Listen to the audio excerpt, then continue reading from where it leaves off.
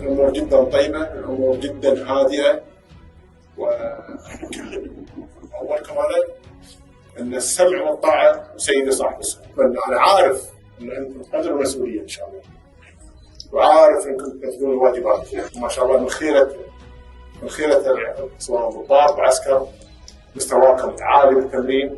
أنا أجدد الولاء باسمكم كلكم، سواء صالح محمد أو الجيش الكويتي كله، أن السمع والطاعة لسيدي صاحب السمع، والكويت إن شاء الله محفوظة ومصونة في هذا سيدي صاحب السمع.